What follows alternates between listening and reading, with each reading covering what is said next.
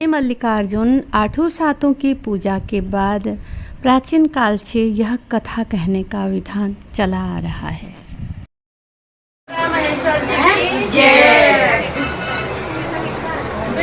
नामक एक साहूकार था कैवल उनर सात चाचा सात बुआरी था, लेकिन संतान एका बैठे नीचे कैवल। अब सात चार ब्याह बुआरी ब्याह संतान नहीं भय तो बूढ़ी होते परेशान है। एक दिन तक बुर्जुन से कहा बुर्जू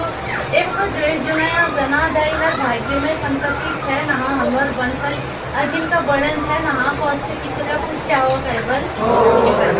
उनको ठीक से बुढ़िया ठीक से जो सोची भाई एक दिन जानता मेरे मन में ले आई रो कस करने ठीक से पील का है जब मैं जाऊं ये बता अब वो जाट पकड़ बे जानन कैवल अब वो जानन जब जानन अब वो नदी किनार हूँ बाट डेढ़ जुनाया जनाओ पर अब वो देखना ओल आ रहे गंग और सर के तरफ जानन मौत हम आ रहा बादल कपिला खुनुकली नहा थी तो लट्ठी देख बे कुनना आखिर को ऑल गंगे किले आ रहे कुनन बल अब ये खोज करन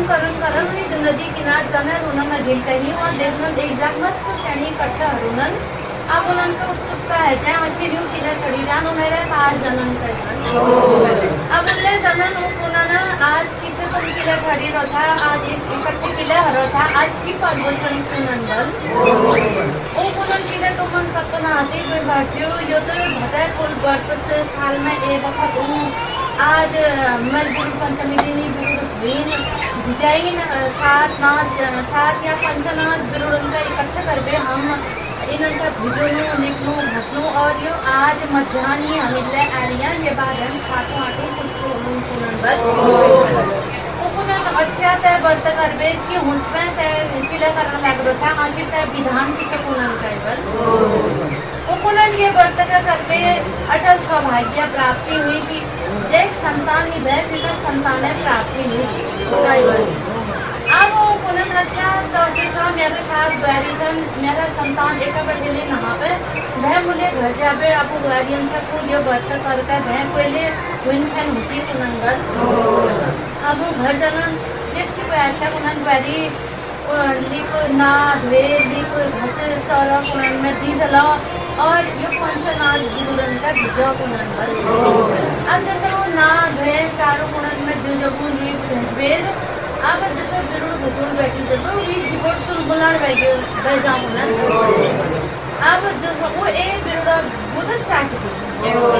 अब बिड़ भाड़ियो एक जाल हूँ घरन में वो जाल बैठे चारों नन वो मत देखना तो वो नन बड़ी छपड़ गए थे तो छपड़ गए थे अब वो नन जेठ की तो मैं छपड़ गया पता ना दूसरा नंबर है कि मैं तो मालूम नहीं पता चले वो इसके तो भी बात जनन बड़ी ना धे दीप घसे चारों कोणन में दूसरे और पंचनाथ बिरुड़ भिजो कुनन बल अब दूसरे पहले शक्ति करे लास्ट में एक वो देख सकी नहीं अब बिरुड़ भाग्य चारों ना वो बोलो नहा यो ले न सपना की करो अब यो ले जो आप बहुत सारी बार गम है उनकी करें कि शायद से कुनन मिलने उठो गए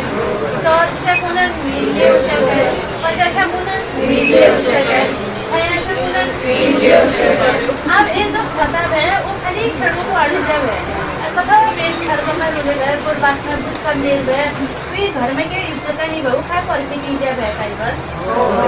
अब उनका कोई बैरी आदमी छते सपड़ियां ना घर सतह पास जा की पत्ता है ये आजाद में खने से कुनन बल अब वो घर पे जनन वहाँ बैरी पास जब बैर दूर बढ़े आपको ससुर दिन का देखा जब जैसे देखती तो मैं फटफटाहट पड़ जाऊँ कमर पे जाए कुनन तो वो बैरी डरे जन खामे जन मुझे तो हड़न मिले ना आ रही हूँ माड़न मिले ना आ रही हूँ तो मैं कहीं एक तो घरने जाने आ रही हूँ कुनन तो कुनन जो हिट घर हिट इस कुनन का घर जनन घर जावे वैसा कुनन तो ना धे लिप घट चारों कुनन में जो जगह और यो पंचनाथ बिजुन का भिजो कुनन अब उसको करें जब की ससुर जी ने बता ना धे लिप घटे चारों कुनन में जो जगह फिर पंचनाथ बिरुड़न का भिजुई जैसे बिरुड़ बैठा वो इतने जिगोड़ चुलमुलान भेजा लेकिन वो जिगोड़ चुलमुलान भेजा वो एक ताव एक वो घरन में वो ताव हल्ला का चूल वही लापो जिगोड़ का डामड़ ही बटी जब वही शॉर्ट जो कुंगला जाने वाली जायज में अंदर जाली तू खा हालिए कुनन बन हो अब वो एक भौणी है जब अभी तक जितनी सब जेल जनन हमारे यहाँ न न सपड़ियो और ये जो व्रत सपाड़िया के वो बहुत आपस में लड़ में जनन कई बार अब ये नंदन हुई है जहाँ एक महण हो दुई महण हुनन 3 महण हुनन 4 महण हुनन 5 महण हुनन 6 महण हुनन 7 महण हुनन 8 महण हुनन 9 महण हुनन अब वही 10 महण में भौ है जहाँ कई बार अब ये भौ है जहाँ ये दिरण दिठड़ी इनका बहुत जलन है जा कि ये भौ है क्यों आपके कन्नू इसके में अब ये जो ने कहा जानी पड़ती उन्होंने ससुर जी वो झट जनन जो जुनाया उनका शिकाय उन्होंने कई बार मैं सौर जी उड़ी जन तो तुम नहीं हमारे घर में भौ रहे हो चिन्ह बड़ो नहीं होने लग रहे तुम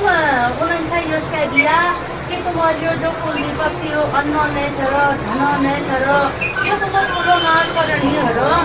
कह दिया उन्होंने टाइबल उस कोड़ा पर भी जो है मस्त जन घूर चलनी जो उन्हें आई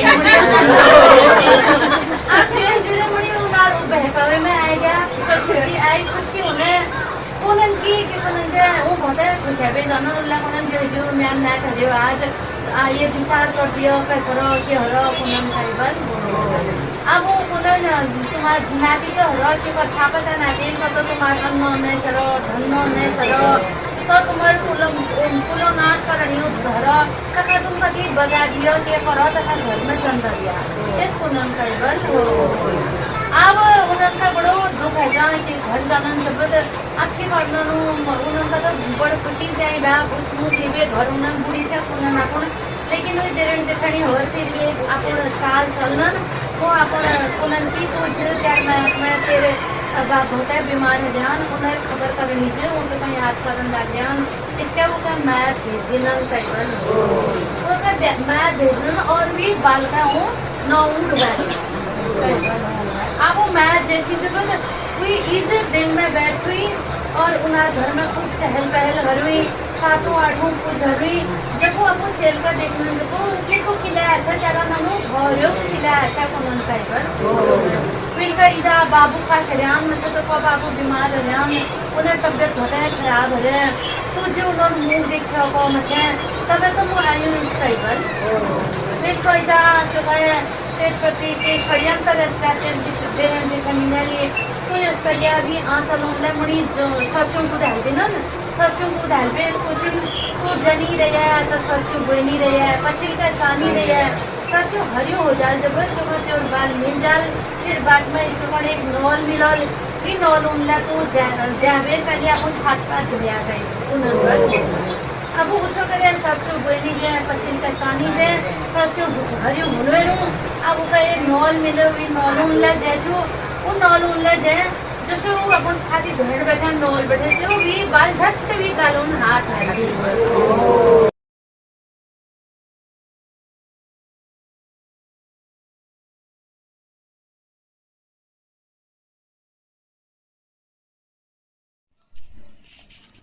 जो कथा हमने आपको सुनाई उसका संक्षेप में सार सुना रही हूँ। बीरभट्ट नाम के एक साहूकार थे, उनके 7 बेटे और 7 बहुएं थीं,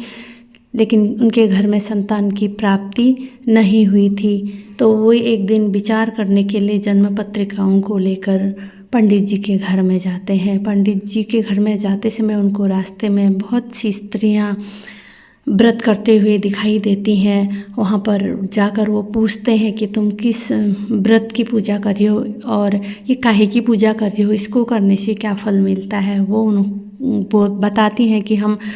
7-8 का व्रत कर रहे हैं, इस व्रत को करने से संतान की प्राप्ति होती है और धन धान्य सुख सौभाग्य सभी प्राप्ति होती है। तो वो साहूकार जी घर में जाकर अपनी बहुओं को उस व्रत को करने के लिए कहते हैं। उनकी 6 बहुएं तो असफल हो जाती हैं इस व्रत को करने में, लेकिन 7वीं बहू ये व्रत को बड़े विधि विधान से करती हैं और 10वें महीने में उसे सुंदर पुत्र की प्राप्ति होती है। अब 6 बहुएं उससे जलने लगती हैं उसके बेटे होने पर और वो उसको मारने का उपाय सोचती हैं। वो उसको अपने मायके भेजते हैं और उस बच्चे को एक नौले में डुबो देते हैं। जब वो साहूकार की बहू अपने मायके जाती है, उनकी माँ कहती है कि तुम्हारा छोटा बेटा हुआ है, तुम क्यों आई।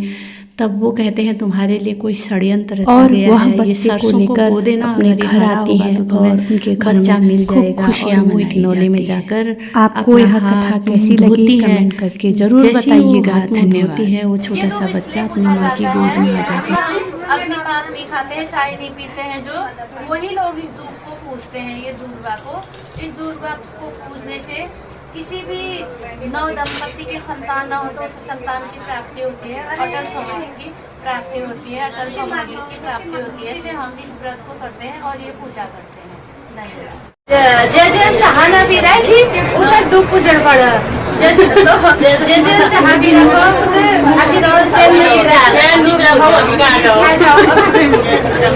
और ये दूध पूजन स्पेशल पूजन पड़ा है। जय मास दूब पूजे पिया बरसायो, जय मास